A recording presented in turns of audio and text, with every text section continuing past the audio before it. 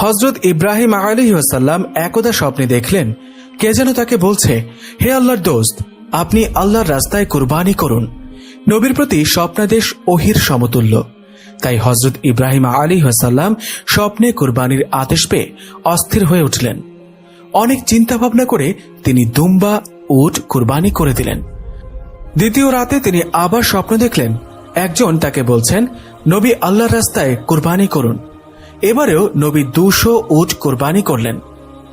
অতঃপর তৃতীয় রাতেও তিনি একই স্বপ্ন দেখলেন। তৃতীয়বারেও তিনি 200 উট কুরবানি করলেন।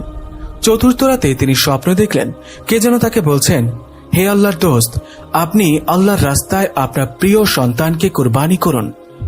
এবারে স্বপ্ন দেখে তিনি হতবুদ্ধি হয়ে গেলেন। তার সন্তান বলতে হযরত ইসমাইল আলাইহিস সালাম ব্যতীত আর কেউ নেই। সে সন্তান তার নির্বাসিত মাতার নিকট থাকে। নবী তাদের সাথে তেমন সম্পর্ক পর্যন্ত রাখেন না।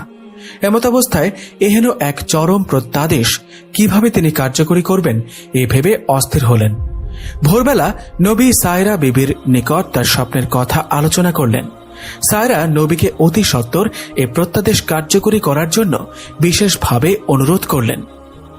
হযরত ইব্রাহিম আলাইহিস সালাম অত্যন্ত ভারাক্রান্ত মন নিয়ে মক্কার পথে রওনা করলেন। সঙ্গে তিনি একখানা ছুরি ও কিছু রশি নিলেন। মক্কা পৌঁছে তিনি হাজেরার আস্তানায় গিয়ে বসলেন। সেখানে কিছু সময় বিশ্রাম নিয়ে হাজেরাকে বললেন, তুমি ইসমাইল আলাইহিস সালামকে ভালো পোশাক পরিয়ে আতর গোলাপ লাগিয়ে উত্তম রূপে সাজিয়ে দাও। ইসমাইল আলাইহিস সালামকে নিয়ে আমি এক দাওয়াতে যাব। সম্পর্কবিহীন পিতা পুত্রের মাঝে নতুন করে গভীর সম্পর্ক হতে যাচ্ছে দেখে হাজেরা খুব খুশি হলেন এবং ইসমাইল আলাইহিস সালামকে উত্তম রূপে সাজিয়ে দিলেন। হযরত ইসমাইল আলাইহিস সালামের বয়স ছিল তখন 9 বছর। দেখতে ফুটফুটে সুন্দর। হযরত ইব্রাহিম আলাইহিস সালাম পুত্রকে নিয়ে রওনা করলেন। ইতোমধ্যে শয়তান এসে বিবি হাজেরাকে বলল, তোমার পুত্র ইসমাইল কোথায় গিয়েছে? হাজেরা বললেন, তার পিতার সঙ্গে দাওয়াতে গিয়েছে। শয়তান বলল, সমস্ত কথা মিথ্যা। তোমার স্বামী পুত্রকে কুরবানি করার জন্য আল্লাহ তাআলার আদেশ পেয়েছেন। সেই মর্মে ইসমাইলকে কুরবানি করার জন্য এক নিভৃত স্থানে নিয়ে যাচ্ছে। বিবি হাজেরা মানুষের সুরতধারী শয়তানকে বললেন, যদি আল্লাহ তাআলা কুরবানির মাধ্যমে ইসমাইলকে কবুল করেন তবে আলহামদুলিল্লাহ, এতে আমার উদ্বিগ্ন হবার কোনো কারণ নেই। শয়তান যখন এখানে কোনো সুবিধা করে উঠতে পারল না, তখন হযরত ইব্রাহিম আলাইহিস সালামের নিকট গিয়ে পেছন থেকে ইসমাইল আলাইহিস সালামকে বলল, ইসমাইল, তুমি কোথায় যাচ্ছ? ইসমাইল আলাইহিস সালাম বললেন, আমি পিতার সঙ্গে দাওয়াতে যাচ্ছি। শয়তান বলল, দাওয়াত ঠিক আছে, কিন্তু কোনো খাবার দাওয়াত নয়। আল্লাহ তাআলার নির্দেশে তোমাকে কুরবানি করার দাওয়াত। একটু পরে তোমার গলায় ছুরি চালিয়ে আল্লাহর নামে কুরবানি করা হবে। হযরত ইসমাইল আলাইহিস সালাম তখন বললেন, আল্লাহ তাআলা যদি আমার কুরবানি মঞ্জুর করে থাকেন তবে আমার ধন্য কপাল, এতে আপত্তির কোনো কারণ নেই। অতঃপর তিনি পিতার সম্বোধন করে বললেন, হে পিতা, পেছন থেকে কে যেন বলছে আপনি আমাকে কুরবানি করার জন্য নিভৃত স্থানে নিয়ে যাচ্ছেন।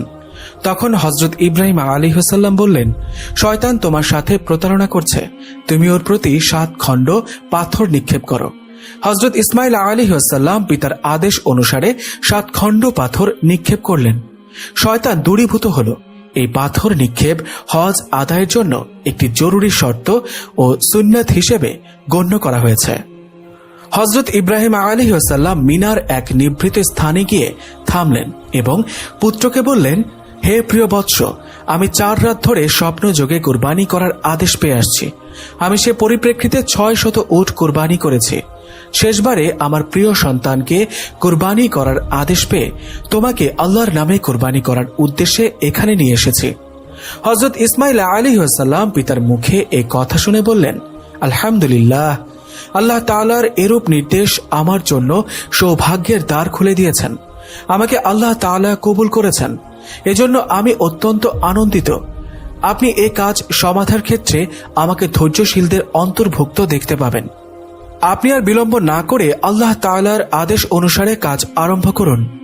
হযরত ইব্রাহিম আলাইহিস সালাম বললেন, ইহা আমি কিভাবে সমাধা করব? ইসমাইল আলাইহিস সালাম তদুত্তরে বললেন, প্রথমে আপনি আমার হাত পা বেঁধে নিন, পরবর্তীতে আমাকে বিপরীত দিকে কাত করে শোয়ায় নিন, যেন আপনি সরাসরি আমার মুখমণ্ডল না দেখতে পান। তারপর আমার গলদেশে ছুরি চালান করুন। এতে আপনি অবশ্যই কৃতকার্য হবেন। তৃতীয়ত, আমার রক্তে